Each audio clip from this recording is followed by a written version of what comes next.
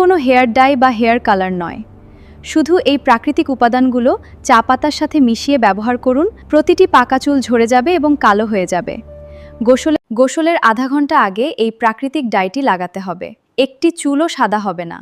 তাই বন্ধুরা, তোমরাও যদি চুল কালো করতে চাও, তোমরা যদি তোমাদের চুল নিয়ে চিন্তিত থাকো, তাহলে এই রেসিপিটি মাত্র আধ ঘন্টায় এবং তাও কম খরচে গোড়া থেকে প্রতিটি সাদা চুল কালো করে দেবে, এমনকি স্থায়ীভাবেও। আজকাল তরুণীরা চুলের নানা সমস্যার সম্মুখীন হন, চুল পড়া, চুল পেকে যাওয়া, পাতলা হয়ে যাওয়া এবং ভঙ্গুর চুল। তাই চা পাতায় থাকা এই প্রাকৃতিক উপাদানগুলোই মেশান এবং প্রয়োগ করুন।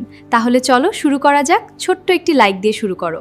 সবার প্রথমে চলে এসেছি রান্না করে, গ্যাসের চুলাটা অন করেই দিয়েছি। আর এখানে আমি গ্যাসের চুলাতে একটা লোহার কড়াই বসিয়ে দিয়েছি। আর এই তোমরা চেষ্টা করবে লোহার কড়াইতে রেমেডিটা বানানোর চেষ্টা করবে, কোনো দস্তা বা অ্যালুমিনিয়ামেতে কোনো ক্রমে যেন বানিও না।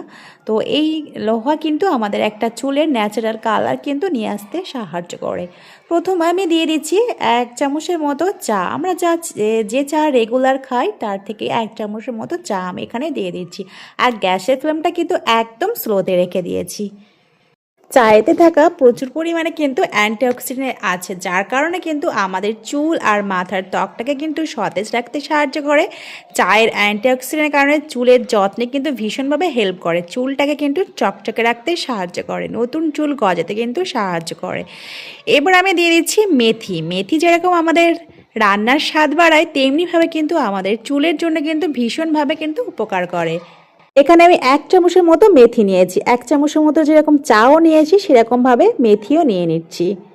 মেথিতে আছে প্রচুর পরিমাণে ভিটামিন সি আছে, আয়রন আছে, ম্যাঙ্গানিজ আছে, প্রোটিন আছে, যার কারণে আমাদের চুলকে নরম মসৃণ রাখতে সাহায্য করে। চুলের কন্ডিশনার হিসাবে কিন্তু ভীষণ হেল্প করে, চুলকে কিন্তু আর্দ্রতা ধরে রাখতে সাহায্য করে, খুশকির যদি প্রবলেম থাকে সেটাকে রিমুভ করতে সাহায্য করে, আর চুল পড়াটাকে কিন্তু রোধ করে দেয়, নতুন চুল গজাতে কিন্তু সাহায্য করে, আর আমাদের চুলটাকে কিন্তু মসৃণ রাখতে কিন্তু ভীষণভাবে হেল্প করে। এবার আমি নিয়েছি রান্নার হলুদ। রান্নার হলুদ কিন্তু আমাদের চুলের জন্য কিন্তু ভীষণ উপকার করে। এই হলুদ গুঁড়াতে প্রধানত আছে কারকিউমিনের মতো অ্যান্টিঅক্সিডেন্ট যৌগ থাকে, যার কারণে আমাদের মাথার ত্বকে অ্যান্টিঅক্সিডেন্ট ভীষণভাবে কিন্তু উপকার করতে পারে। মাথার ত্বকে হালকা প্রদাহ, অস্বস্তি ভাব কমাতে কিন্তু সাহায্য করে, চুলকে পরিষ্কার সতেজ রাখতে কিন্তু সাহায্য করে। এতে প্রচুর পরিমাণে ভিটামিন সি, ই, ভিটামিন B6 মতো প্রচুর পরিমাণে ভিটামিন আছে হলুদ গুঁড়াতে। এবার নিয়ে নিচ্ছি আমলা পাউডার। তো এই আমলা পাউডারও আমাদের চুলের জন্য কিন্তু ভীষণ উপকার করে, তোমরা কিন্তু সকলেই জানো কম বেশি। আমলা পাউডারে প্রচুর পরিমাণে ভিটামিন সি আছে, অ্যান্টিঅক্সিডেন্টের মতো ও উদ্ভিজ্জ যৌগও থাকে এতে প্রচুর পরিমাণে, যা আমাদের চুলের জন্য ভীষণভাবে কিন্তু চুলটাকে মসৃণ রাখে, চকচকে রাখতে সাহায্য করে, আমাদের মাথার ত্বকে পরিষ্কার সতেজ রাখতে সাহায্য করে, চুলের শুষ্কতাটাকে সেটাকে কমিয়ে কিন্তু চুলটাকে নরম রাখতে সাহায্য করে। আমলার পাউডারে অ্যান্টিঅক্সিডেন্টের কারণে চুলের যত্নে কিন্তু ভীষণভাবে কিন্তু সাহায্য করে, নতুন চুল গজাতে সাহায্য করে, চুল পড়াটাকে কিন্তু বন্ধ করে দেয়। এবার আমি খুব ভালোভাবে সব কিছু উপকরণগুলো ভালোভাবে রোস্ট করে নিয়েছি। দেখতে পাচ্ছ একদম কালো, একদম কয়লার মতো ভাব চলে এসেছে। তোমাদেরকে এবার আমি গ্যাসের চুলাটা অফ করে দিয়েছি। এবার তোমাদেরকে হাতে দিয়ে একটু দেখাচ্ছি, দেখো কতটা কালচে ভাব চলে এসেছে। তো এখানে লোহার কড়াইতে আমি বেশ কিছুক্ষণের জন্য আমি রেখে দিচ্ছি একটু ঠান্ডা হওয়ার জন্য।